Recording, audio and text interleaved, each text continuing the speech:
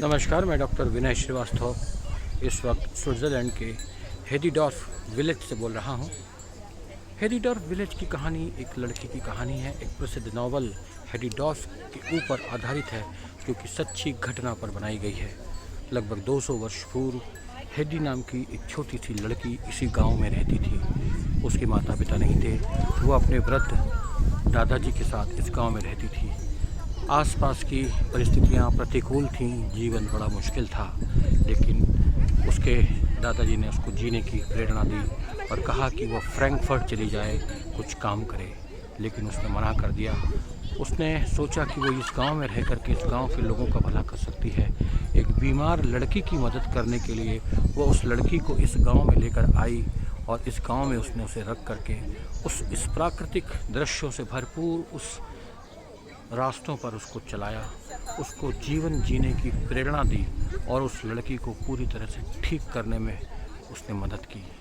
यहाँ वो भेड़ों का पालन होता है और ग्रामवासी इन भेड़ों के माध्यम से अपनी आजीविका चलाते हैं। यहाँ वाइन का उत्पादन भी होता है और धीरे धीरे आज की तरह ये समृद्ध गांव पहले नहीं था, लेकिन हेडी ने इसे गांव को अंतर्राष्ट्रीय मानचित्र पर स्थापित किया, केवल अपनी सेवा, अपनी समर्पण और अपनी कर्तव्य भावना के कारण। उस लड़की को ठीक करके हेदी ने ये सिद्ध कर दिया कि यदि रोगी में जीवन जीने की शक्ति है, आगे बढ़ने की शक्ति है, तो वह विपरीत परिस्थितियों में भी ठीक हो सकता है।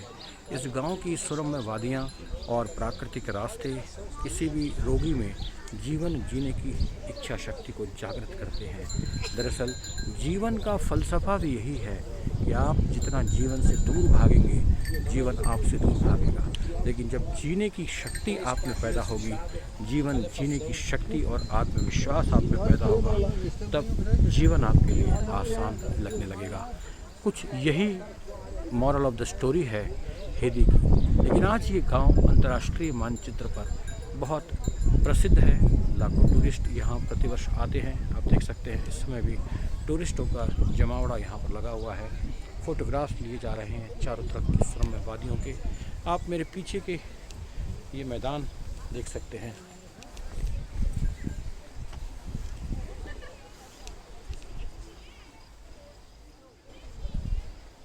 ये मैदान पीछे के